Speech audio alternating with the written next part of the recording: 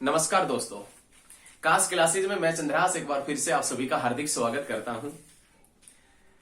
Cast classes में geography series के अंतर्गत लास्ट वीडियो में हमने उत्तर भारत का विशाल मैदान करवाया था। ये भारत के भूआकृतिक प्रदेश चले हुए हैं, जिसके अंदर हम सबसे ऊपर में हिमालय पर्वत श्रृंखला, हिमालय के बाद में उत्तर भारत का मैदान ये करवा चुके हैं। आज का जो हमारा टॉपिक है वो है अरावली पर्वत श्रृंखला, अरावली माउंटेन रेंज। अरावली पर्वत श्रृंखला की विशेषता जानेंगे, इसका निर्माण जानेंगे, इसकी सर्वोच्च चोटी जानेंगे, कौन सी नदियां इससे निकलती है वो जानेंगे, इसके दर्रे वगैरह जानेंगे और अरावली पर्वत श्रृंखला का डिस्कशन करेंगे कि कौन से राज्य में सबसे ज्यादा फैली है। आइए शुरुआत करते हैं अरावली पर्वत श्रृंखला की। अरावली पर्वत श्रृंखला से संबंधित यदि फर्स्ट क्वेश्चन देखें कि पहला पॉइंट देखें, अरावली पर्वत श्रृंखला एक अवशिष्ट पर्वत का एग्जाम्पल है। अवशिष्ट पर्वत का एग्जाम्पल है, कहने का तात्पर्य जो अरावली पर्वत श्रृंखला है वो रेजिडुअल माउंटेन का एग्जाम्पल बनता है, रेजिडुअल माउंटेन का एग्जाम्पल बनता है। अब अवशिष्ट पर्वत का एग्जाम्पल है अरावली पर्वत श्रृंखला, और ये अरावली पर्वत श्रृंखला विश्व की सबसे पुरानी पर्वत श्रृंखला है। ये सभी चीजें आपको मालूम है कि विश्व की सबसे जो पुरानी पर्वत श्रृंखला है, उस पुरानी पर्वत श्रृंखला का नाम क्या है? अरावली पर्वत श्रृंखला। कौन से पर्वत का एग्जाम्पल है? अवशिष्ट पर्वत का एग्जाम्पल है। अब हमारे सामने क्वेश्चन जो है वो क्वेश्चन ये है कि अरावली पर्वत श्रृंखला जो अवशिष्ट का एग्जाम्पल है, तो अवशिष्ट पर्वत बनते कैसे? हमारे सामने जो क्वेश्चन है अगला, वो क्वेश्चन ये है कि जो अवशिष्ट पर्वत होते हैं, रेजिडुअल माउंटेन होते हैं, वो अवशिष्ट पर्वत बनते किस प्रकार से है? तो आइए देखते हैं।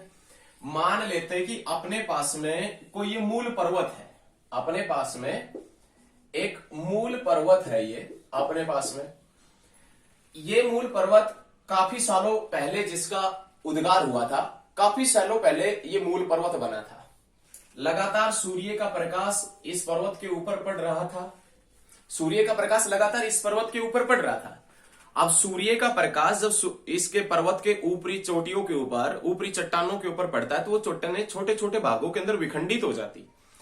अब ये ऊपरी पार्ट है जो छोटे छोटे भागों के अंदर विखंडित हो गया। अब यहां पर जो छोटे छोटे पत्थर के टुकड़े थे, कोई हवा जब चली होगी पश्चिम से पूर्व दिशा के अंदर, कोई हवा चली पश्चिम से पूर्व दिशा के अंदर, तो हवा ने ये पत्थरों के टुकड़े उठाकर यहां पर जमा कर दिए। देखिए, हम अरावली पर्वत श्रृंखला के निर्माण की बात कर रहे हैं। जो अवशिष्ट पर्वत का एग्जाम्पल है, वो अवशिष्ट पर्वत किस प्रकार से बनते हैं उसका डिस्कशन कर रहे हैं। ये हम मान लेते हैं कि अपने पास में कोई मूल पर्वत जिसका काफी समय पहले उद्गार हुआ था, और ये मूल पर्वत जिसके ऊपर सूर्य का ताप काफी वर्षों तक या जब से इसका उद्गार हुआ उस समय से लगातार पड़ रहा था। अब सूर्य का प्रकाश जब इस मूल पर्वत के ऊपरी भाग में पड़ा, ऊपरी भाग में जो भी चट्टानों के बड़े बड़े टुकड़े थे, वो चट्टानों के टुकड़े छोटे छोटे भागों के अंदर विखंडित हो गए। अत्यधिक ताप के कारण, अत्यधिक तापमान के कारण वो चट्टानों के टुकड़े छोटे छोटे भागों के अंदर विखंडित हो गए। अब जैसे ही वो छोटे छोटे भागों के अंदर विखंडित हुए, कोई हवा चली पश्चिम से पूर्व दिशा के अंदर, कोई हवा चली पश्चिम से पूर्व दिशा के अंदर, तो उन हवाओं ने वो टुकड़े यहां से उठाकर भाई साहब पूर्व दिशा के अंदर जमा कर दी।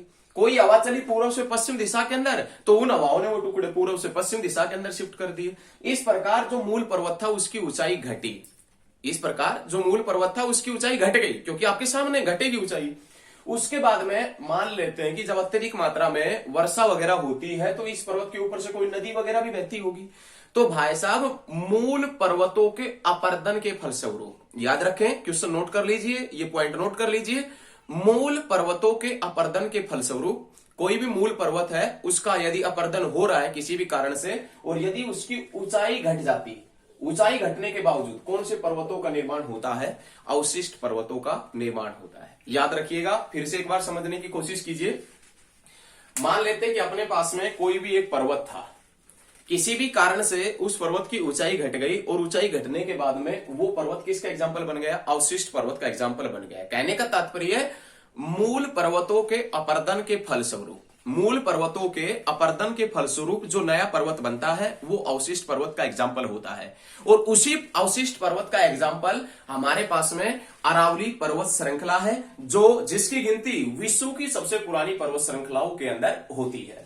अब विश्व की सबसे पुरानी पर्वत श्रृंखलाओं के अंदर अरावली की गिनती होती है। समझ में आ रहा है? समझ में आया है? चलो आगे बढ़ते हैं, समझ में आ गया है तो।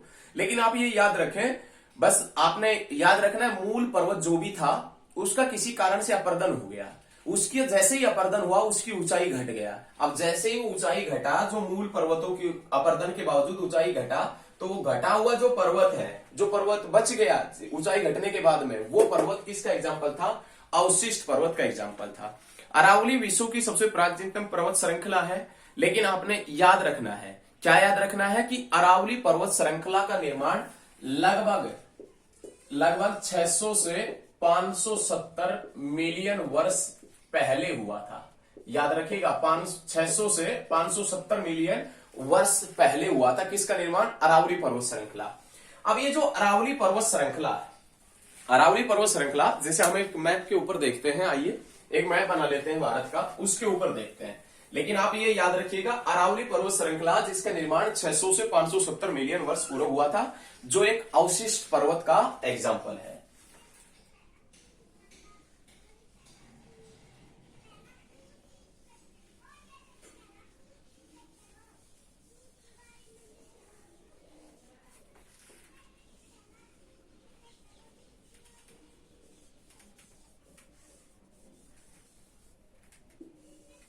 मान लेते हैं कि अपने पास में एक ऐसा उत्तर भारत है, क्योंकि इस जो वीडियो के अंदर जिक्र होगा अरावली पर्वत श्रृंखला का, उसके अंदर ओनली उत्तर भारत का ही जिक्र होगा।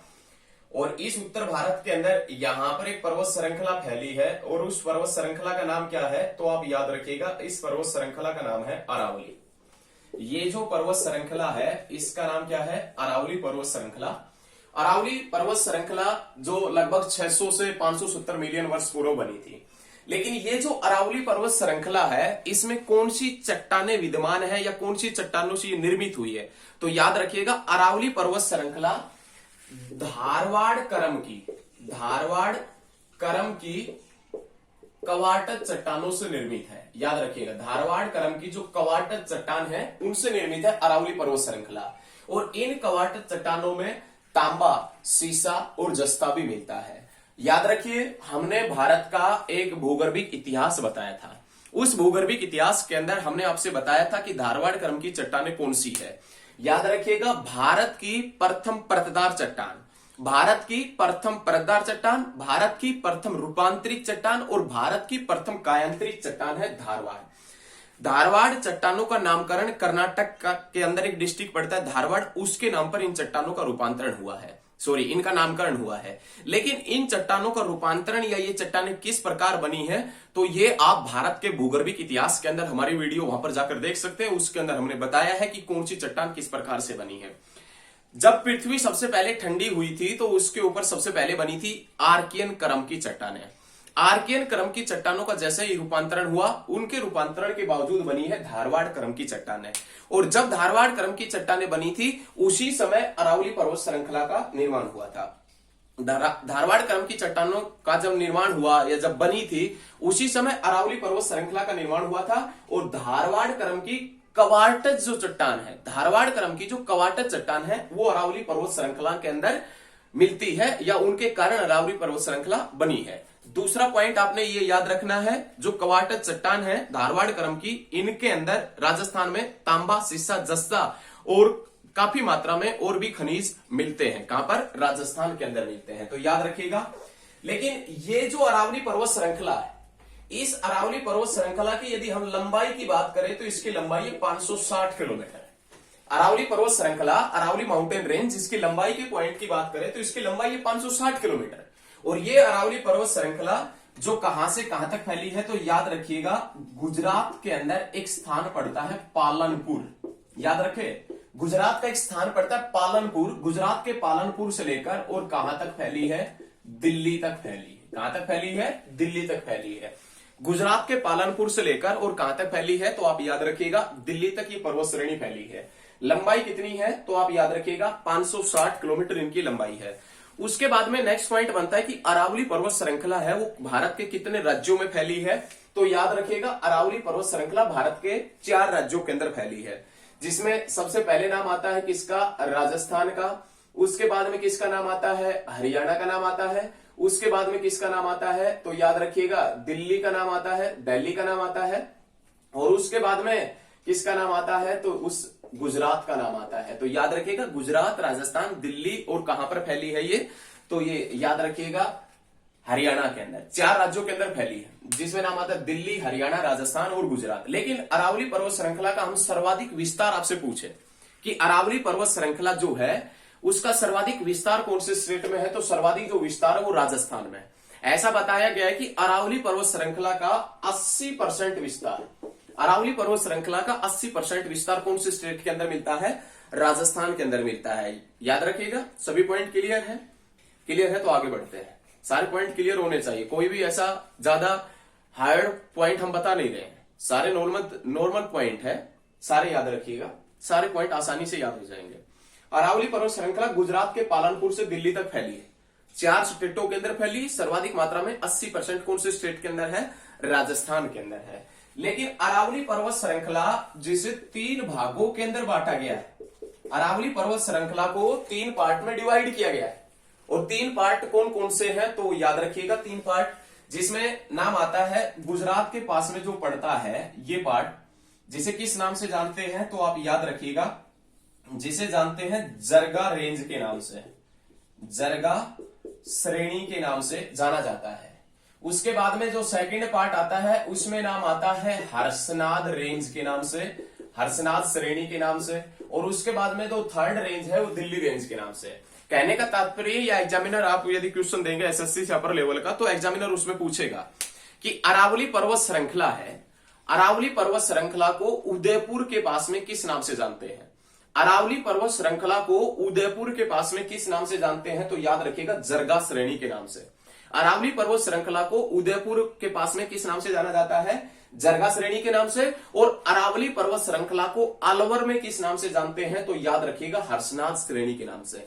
अरावली पर्वत श्रृंखला जिसे अलवर में हर्षनाद श्रेणी और उदयपुर में जरगा श्रेणी के नाम से जाना जाता है। और ये अरावली पर्वत श्रृंखला जिसे दिल्ली के पास में किस नाम से जानते हैं, दिल्ली श्रेणी के नाम से। लेकिन आपको ये तो पता चल गया कि अरावली पर्वत श्रृंखला 3 भागों में बटा है। अरावली पर्वत श्रृंखला की लंबाई 560 किलोमीटर है, लेकिन अरावली पर्वत श्रृंखला जिसकी सभी चोटियां समान तो है नहीं, तो अरावली पर्वत श्रृंखला की जो एवरेज हाइट है, ये जो अरावली माउंटेन रेंज है, इसकी औसत ऊंचाई कितनी है, तो इसकी औसत ऊंचाई की बात करें तो 300 से 920 मीटर इसकी औसत ऊंचाई। अरावली पर्वत श्रृंखला की जो ऊंचाई है, औसत ऊंचाई, वो 300 से 920 मीटर है। लेकिन अरावली पर्वत श्रृंखला का सर्वोच्च शिखर कौन सा है, तो आप याद रखिएगा सर्वोच्च शिखर, सर्वोच्च शिखर में नाम आता है किसका, तो याद रखिए गुरु शिखर का। अरावली पर्वत श्रृंखला का सर्वोच्च शिखर गुरु शिखर है, और ये गुरु शिखर कहां पर पड़ता है, माउंट आबू राजस्थान के अंदर पड़ता है। और इस गुरु शिखर की ऊंचाई कितनी है, 1722 मीटर। आप देख लीजिए अरावली पर्वत श्रृंखला का जो सर्वोच्च शिखर है, अरावली पर्वत श्रृंखला का सर्वोच्च शिखर यहां पर पड़ता है, जिसका नाम क्या है, गुरु शिखर। ये गुरु शिखर जिसकी ऊंचाई कितनी है, 1722 मीटर। और ये गुरु शिखर कहां पर पड़ता है, तो आप याद रखिएगा माउंट आबू के अंदर पड़ता है। और माउंट आबू के अंदर पड़ता है राजस्थान में, कौन से जिले के अंदर पड़ता है, तो याद रखिएगा सिरोही के अंदर पड़ता है। कौन से जिले के अंदर पड़ता है, राजस्थान के सिरोही के अंदर पड़ता है। अरावली का सर्वोच्च शिखर गुरु शिखर माउंट आबू राजस्थान के अंदर है। इसी माउंट आबू के अंदर भारत का एक जैन धर्म से संबंधित प्रसिद्ध मंदिर पड़ता है, दिलवाड़ा का जैन मंदिर। याद रखिएगा दिलवाड़ा का जैन जो मंदिर है वो भी कहां पर पड़ता है, माउंट आबू राजस्थान के अंदर पड़ता है। और इसी माउंट आबू के पास में एक झील पड़ती है, और उस झील का नाम क्या है, तो आप याद रखिएगा नक्की झील। राजस्थान की एक झील है जिसका नाम है नक्की झील, और ये नक्की झील कहां पर पड़ती है, तो याद रखिएगा माउंट आबू के पास में पड़ती है। और इसी माउंट आबू के अंदर अरावली का सर्वोच्च शिखर है, और उस शिखर का नाम क्या है, तो याद रखिएगा गुरु शिखर उस शिखर का नाम है। तो ये सभी पॉइंट आपके माइंड में याद रहने चाहिए। आप साथ के साथ में इन पॉइंटों को आप नोट करते हुए चले, आपका बहुत फायदा होगा। उसके बाद में देखें, ये हमारे पास में एक अरावली पर्वत श्रृंखला है, और ये अरावली पर्वत श्रृंखला जिसके दक्षिण के अंदर एक पर्वत श्रृंखला पड़ती है जिसका नाम है विंध्याचल पर्वत श्रृंखला। अरावली पर्वत श्रृंखला जिसके दक्षिण में एक पर्वत श्रृंखला पड़ती है, विंध्याचल पर्वत श्रृंखला पड़ती है। लेकिन अरावली पर्वत श्रृंखला और विंध्याचल पर्वत श्रृंखला किस प्रकार अलग होते हैं, याद रखिएगा अरावली पर्वत श्रृंखला और विंध्याचल जो माउंटेन रेंज है, विंध्याचल जो पर्वत श्रृंखला है, वो किस प्रकार अलग होती है, तो आप याद रखिएगा ग्रेट बाउंड्री फॉल्ट के द्वारा, ग्रेट बाउंड्री फाल्ट के द्वारा अलग होती है। अरावली पर्वत श्रृंखला विंध्याचल पर्वत श्रृंखला से किस प्रकार अलग होती है? तो ग्रेट बाउंड्री फाल्ट के द्वारा अलग होती है। उसके बाद में आपने याद रखना है अरावली पर्वत श्रृंखला जिसके आसपास में कौन सी जनजाति निवास करती है। अरावली जो माउंटेन रेंज है, अरावली जो पर्वत श्रृंखला है, इसके आसपास में कौन सी जनजाति निवास करती है? तो इसके आसपास में याद रखिएगा भील जनजाति निवास करती है। अरावली पर्वत श्रृंखला जिसके आसपास में कौन सी जनजाति निवास करती है? भील जनजाति है वो निवास करती है। उसके बाद में हम बात करेंगे अरावली पर्वत श्रृंखला की जो नदियां हैं उनका डिस्कशन करेंगे। अरावली पर्वत श्रृंखला की नदियों में बात करें तो सबसे पहले नाम आता है एक नदी जिसका नाम है बनास नदी। और ये बनास नदी जो कहां से निकलती है? तो याद रखिएगा अरावली के अंदर एक पहाड़ी पड़ती है, अरावली के अंदर, जिसका नाम क्या है? खमनोर पहाड़ी। ये बनास नदी वहां से निकलती है। और ये बनास नदी कौन सी दिशा के अंदर बहती है? तो याद रखिएगा पूर्व के अंदर। क्वेश्चन ये पूछेगा इनमें से कौन सी नदी अरावली की पूर्व के अंदर बहने वाली नदियां हैं? तो याद रखिएगा अरावली के पूर्व दिशा से, अरावली के पूर्व दिशा से कौन सी नदी निकलती है? बनास नदी निकलती है। उसके बाद में नाम आता है लूनी नदी। लूनी नदी जो अजमेर के पास से निकलती है और कौन से पहाड़ से निकलती है? तो याद रखिएगा नाग पहाड़। आपसे पूछ ले कि नाग पहाड़ कौन सी पर्वत श्रृंखला के अंदर स्थित है, आपसे एग्जामिनर पूछ ले कि नाग पहाड़ कौन सी पर्वत श्रृंखला के अंदर स्थित है, तो क्या बताओगे एग्जामिनर से कि नाग पहाड़ जो स्थित है वो कौन सी पर्वत श्रृंखला के अंदर? अरावली के अंदर। और नाग पहाड़ जहां से जो कहां पर पड़ता है? अजमेर के पास में। और वहां से कौन सी नदी निकलता है? तो आप याद रखिएगा लूनी नदी। लेकिन लूनी नदी अरावली पर्वत श्रृंखला की कौन सी दिशा से निकलती है? बनास नदी आपने पढ़ ली है, बनास नदी पूर्व की ओर निकलती है, लेकिन लूनी नदी कौन सी दिशा के अंदर निकलती है? तो याद रखिएगा पश्चिम दिशा के अंदर, पश्चिम दिशा के अंदर बहती है लूनी नदी। और ये लूनी नदी जो कच्छ के रण में जाकर समाप्त हो जाती, ये आगे बहती हुई, यहां पर ये जो सारा क्षेत्र ये कच्छ का पड़ता है, इस क्षेत्र के अंदर आकर ये लूनी नदी समाप्त हो जाती है। भारत की एकमात्र नदी जिसके ऊपर का पानी मीठा और नीचे का पानी जो है वो खारा है, कौन सी है? लूनी नदी है। याद रखिएगा यूपी पीसीएस के एग्जाम के अंदर पूछा गया था, उत्तर प्रदेश के अंदर पीसीएस का एग्जाम हुआ था, उसमें एक क्वेश्चन पूछा गया था कि भारत की एकमात्र नदी, 15 दिसंबर को हुआ था, 15 दिसंबर 2019 में, उसके अंदर ये क्वेश्चन पूछा गया था कि भारत की एकमात्र नदी जिसके ऊपर का पानी मीठा और नीचे का पानी खारा है, कौन सी नदी है? लूनी नदी। लेकिन एक क्वेश्चन यहां पर यह बनता है, कोई नदी एक पहाड़ से निकलती है और जमीन पर ही विलुप्त हो जाती, कोई नदी किसी पहाड़ से निकली, मान लेते हैं कोई नदी इस प्रकार से, ये एक पहाड़ है, इस पहाड़ से कोई भी नदी निकल कर आई और वो आकर किसी सागर वगैरह के अंदर ना गिरकर यहीं पर समाप्त हो गई। कहने का तात्पर्य कोई नदी किसी पहाड़ से निकली और जमीन पर ही समाप्त हो गई। किस प्रकार की नदी है? तो आप याद रखिएगा अल्पकालिक नदी है। उसे उन नदियों को किस नाम से जानते हैं? अल्पकालिक नदियों के नाम से। तो लूनी नदी है, ये भी किसका एग्जांपल है? अल्पकालिक नदी का है। और ये लूनी नदी अरावली पर्वत श्रृंखला के पश्चिम से निकलती है। कहां से निकलती है? नाग पहाड़ से।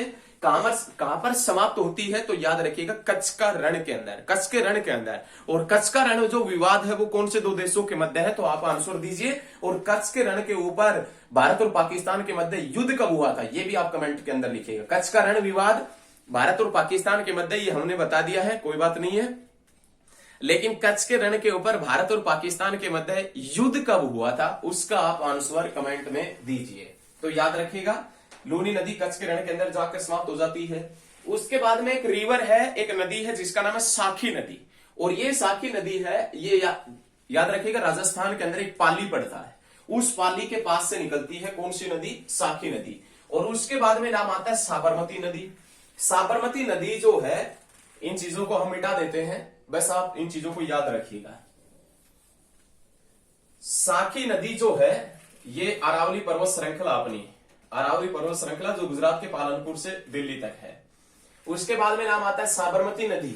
साबरमती नदी जिसके किनारे साबरमती आश्रम है, जिसका नींव महात्मा गांधी ने रखा था। साबरमती आश्रम पड़ता है लेकिन गुजरात में। लेकिन वो साबरमती नदी कहां से निकलती है? तो याद रखिएगा उदयपुर के पास में, यहां पर उदयपुर के पास में एक पहाड़ी पड़ती है जिसका नाम है कोटका पहाड़ी, याद रखिएगा। और इस कोटका पहाड़ी से कौन सी नदी निकलती है? तो आप याद रखिएगा इस कोटका पहाड़ी से निकलती है साबरमती नदी। ये साबरमती नदी कहां पर गिरती है? तो आपने याद रखना है साबरमती नदी यहां से बहती हुई कहां पर गिरती है? तो खंबात की खाड़ी के अंदर गिरने वाली नदी है। साबरमती नदी जिसके किनारे साबरमती आश्रम पड़ता है गुजरात में, जिसका नींव 1916 में महात्मा गांधी ने रखा था। उसके बाद में नाम आता है अरावली पर्वत श्रृंखला के दर्रे। अरावली जो पर्वत श्रृंखला है उसके अंदर कुछ दर्रे हैं, और दर्रों से संबंधित पॉइंट हमने पहले भी आपसे बताए हैं।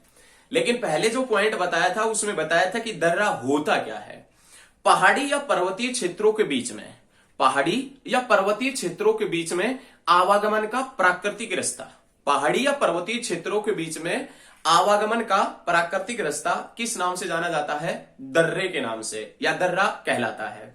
एक स्टूडेंट ने क्वेश्चन पूछ रखा था कि क्या कोई दर्रा है उसके अंदर पानी रह सकता है, पास के अंदर पानी रह सकता है? तो अवश्य ही पानी रह सकता है, क्योंकि आपने देखा है कि एक दर्रा पड़ता है यांगयाप दर्रा। यांगयाप दर्रा जो अरुणाचल प्रदेश के अंदर पड़ता है, जहां से ब्रह्मपुत्र नदी प्रवेश करता है।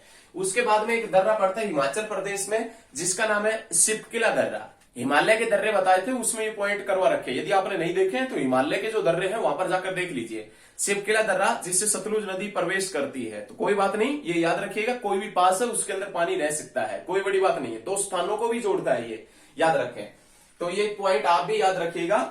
दो जो पहाड़ी क्षेत्र है उसके अंदर आवागमन का जो प्राकृतिक रास्ता है वो दर्रा कहलाता है, और ऐसे ही कुछ दर्रे हैं जो अरावली पर्वत श्रृंखला के अंदर विद्यमान है। देखें, एक दर्रा पड़ता है जिसका नाम है घोरन घाट दर्रा, एक दर्रा जिसका नाम है घोरन घाट दर्रा, और ये दर्रा जो यहां पड़ता है घोरन घाट दर्रा, घोरन घाट दर्रा।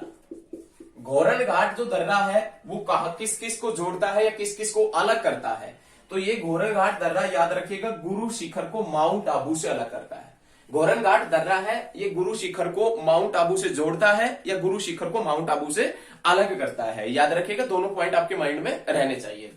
उसके बाद में एक दर्रा है जिसका नाम है देसूरी नाल, एक दर्रा जिसका नाम है देसूरी नाल या हाथी नाल, याद रखिएगा। देसूरी नाल जिसे हमने किस नाम से भी जानते हैं, हाथी नाल के नाम से, जो पाली को, राजस्थान के अंदर एक पाली पड़ता है, उस पाली को चार भुजा जो कहां पर स्थित है? तो राजसमंद के अंदर, राजस्थान के राजसमंद के अंदर एक गांव पड़ता है चार भुजा, और उसी के साइड में गांव पड़ता है पाली। उस पाली को चार भुजा से जोड़ने वाला दर्रा है देसूरी नाल या हाथी नाल, एक ही बात है, या अथवा भी कह सकते हैं आप, देसूरी नाल अथवा हाथी नाल, जो पाली को चार भुजा राजसमंद से जोड़ता है। और उसके बाद में नाम आता है पीपली घाट दर्रा। जब भी राजस्थान के अंदर कोई एग्जाम होता है आरएस वगैरह का, तो उसके अंदर ये क्वेश्चन पूछ लिया जाता है कि पीपली घाट जो दर्रा है वो कौन सी पर्वत श्रेणी के अंदर स्थित है? तो याद रखिएगा ये पीपली घाट दर्रा अरावली पर्वत श्रृंखला के अंदर स्थित है, और कौन से शहर के पास में पड़ता है? तो आप याद रखिएगा उदयपुर के पास में पड़ता है। तो ये कुछ नदियां थी, यदि आपने साथ के साथ में नोट नहीं किया है तो नोट कर लीजिए। और ये कुछ अरावली पर्वत श्रृंखला के दर्रे थे जो हमने यहां पर करवाए हैं। दो तीन दर्रे हैं, अति महत्वपूर्ण है, एग्जाम की दृष्टि से नदियां भी कभी कभी पूछ ली जाती है। लेकिन एक नदी आपने याद रखनी है जो भाई साहब निकलती है अरावली पर्वत श्रृंखला में नाग पहाड़ अजमेर से और कच्छ के रण के अंदर समाप्त हो जाती है, लूनी नदी, जिसके ऊपर का पानी मीठा और नीचे का पानी कैसा है? खारा है, जो यूपी पीसीएस के एग्जाम के अंदर पूछा गया था। ऐसे क्वेश्चन हम जो भी पीसीएस वगैरह के अंदर जो क्वेश्चन पूछे जाते हैं वो हम आपको करवाएंगे, साथ के साथ में करवाएंगे। और अधिकतर क्वेश्चन जो आप पढ़ रहे हैं उन्हीं में से पीसीएस वगैरह क्वेश्चन पूछता है। सभी क्वेश्चनों का हम डिस्कशन करेंगे, कोई भी, हम ये चाहेंगे कि आपका कोई भी क्वेश्चन ना बच पाए, हम सारे क्वेश्चन आपको करवाना चाहेंगे, जिसमें आप बस लोग जो है वो हमारे साथ में जुड़े रहिए, आप लोग हमारे साथ में जुड़े रहिए, लगातार ऐसा करवाएंगे कि कोई भी क्वेश्चन हम छूटने नहीं देंगे। इस प्रकार का लेवल हम एक बनाकर चलेंगे। उसके बाद में एक बार अरावली पर्वत श्रृंखला का फिर से हम थोड़ा सा 2 मिनट के अंदर विवरण जान लेते हैं।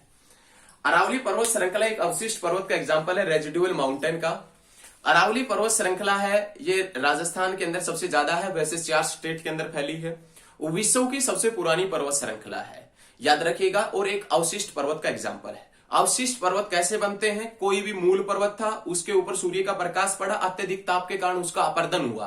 कोई भी नदी उस क्षेत्र के अंदर से बह रही थी, नदियों के द्वारा उसका अपर्दन हुआ। अपर्दन होने के बाद में मूल पर्वत की ऊंचाई घट जाती है, और घटने के बाद में वो मूल पर्वत कौन से पर्वत का एग्जाम्पल बन जाता है? अवशिष्ट पर्वत का। कहने का तात्पर्य मूल पर्वतों के अपर्दन के फलस्वरूप जो नए पर्वत बनते हैं, अवशिष्ट पर्वत का एग्जाम्पल है। याद रखिएगा, अरावली भी एक ऐसा ही है। अरावली पर्वत श्रृंखला जो 600 मिलियन वर्ष से लेकर से पहले से और 570 मिलियन वर्ष के बीच में बनी थी। याद रखिएगा, इतनी पुरानी ये पर्वत श्रृंखला है अरावली पर्वत श्रृंखला।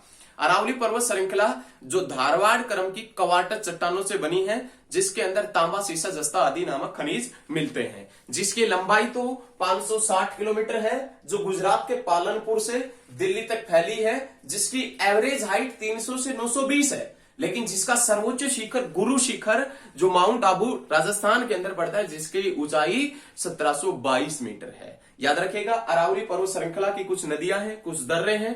अरावली पर्वत श्रृंखला विंध्याचल पर्वत श्रृंखला से किस प्रकार अलग होती है, ये भी पॉइंट हमने बताया है। और अब हम बढ़ते हैं आज के लास्ट पॉइंट की तरफ। लास्ट पॉइंट क्या है कि अरावली जो माउंटेन रेंज है, इसके आसपास में मिलती है भेल जनजाति, ये क्वेश्चन हम बता चुके हैं। लेकिन दिल्ली के अंदर जो अरावली की कुछ पहाड़ियां हैं, उन्हें हम किस नाम से जानते हैं? रायसीना हिल्स के नाम से। दिल्ली के अंदर अरावली की कुछ पहाड़ियां हैं, उन्हें हम किस नाम से जानते हैं? रायसीना हिल्स। रायसीना हिल्स जैसे ही आपने सुना होगा, आपके माइंड में तुरंत राष्ट्रपति भवन आया होगा, यदि आपने पहले पढ़ा है तो। दिल्ली के अंदर हमारा एक भवन पड़ता है, जिसके अंदर भारत का राष्ट्रपति रहता है। भारत का राष्ट्रपति जिस भवन के अंदर रहता है, उस भवन को राष्ट्रपति भवन के नाम से जानते हैं। और वो राष्ट्रपति भवन जो कौन सी पहाड़ियों के ऊपर प्रसिद्ध है? रायसीना हिल्स के ऊपर प्रसिद्ध है। रायसीना हिल्स के ऊपर स्थित है जो राष्ट्रपति भवन है, वो कौन सी पहाड़ियों के ऊपर स्थित है? रायसीना हिल्स। और उसी राष्ट्रपति भवन के कारण कौन सी पहाड़ी प्रसिद्ध है? तो याद रखिएगा, रायसीना हिल्स। देखिए, फिर से एक बार समझने की कोशिश कीजिए। भारत का राष्ट्रपति भवन दिल्ली के अंदर कौन सी पहाड़ियों के ऊपर स्थित है? रायसीना हिल्स। और वो रायसीना हिल्स किसका हिस्सा है? अरावली का हिस्सा है, याद रखिएगा। और ये रायसीना हिल्स प्रसिद्ध इसीलिए है क्योंकि इसके ऊपर राष्ट्रपति भवन स्थित है। राष्ट्रपति भवन के डिजाइनर सर एडवर्ड लुटियंस और हर्बर्ट बेकर हुआ करते थे। याद रखिएगा, कभी कभी एसएससी दोनों का नाम देती है एग्जाम में, तो दोनों ही नाम हमने बता दिए, सर एडवर्ड लुटियंस और हर्बर्ट बेकर। ये राष्ट्रपति भवन के डिजाइनर हुआ करते थे, जिसके अंदर 340 कमरे बताए गए हैं। और इसके अंदर एक मुगल गार्डन भी है राष्ट्रपति भवन के अंदर, लेकिन एक मुगल गार्डन हरियाणा के पंचकुला के अंदर भी पड़ता है। याद रखिएगा, उसका डिस्कशन भी कुछ समय बाद में हम करेंगे, गार्डन वगैरह करवाएंगे तो उस समय। तो लेकिन ये याद रखिएगा, अरावली पर्वत श्रृंखला का जो लास्ट पॉइंट है, वो लास्ट पॉइंट है अरावली पर्वत श्रृंखला की कुछ पहाड़ियां, जिसे दिल्ली में रायसीना हिल्स के नाम से जानते हैं। रायसीना हिल्स जिसके ऊपर राष्ट्रपति भवन स्थित है। तो ये सभी पॉइंट अरावली पर्वत श्रृंखला से संबंधित है। आशा करते हैं कि ये सारे पॉइंट आपको समझ में आए होंगे। यदि पॉइंट आपको सारे समझ में आते हैं तो आप लाइक, कमेंट और शेयर अवश्य करें, और ज्यादा से ज्यादा चैनल को सब्सक्राइब करें। सब्सक्राइब की हम इसलिए बोलते हैं कि ताकि कोई भी लेटेस्ट वीडियो आए तो वो वीडियो सबसे पहले आप तक पहुंच सके, सबसे पहले या पहुंच चुके, तो आपको सबसे पहले पता लग जाए कि हाँ, कोई नई वीडियो इस चैनल के ऊपर आई है। तो उसके लिए हम बार बार आपसे ये कहते रहेंगे और कहते हैं, अभी पीछे भी कहते आ रहे थे, कहते भी हैं और आगे भी कहते रहेंगे कि चैनल को सब्सक्राइब करें। धन्यवाद, और मिलते हैं नेक्स्ट वीडियो के अंदर। आज के लिए इतना ही।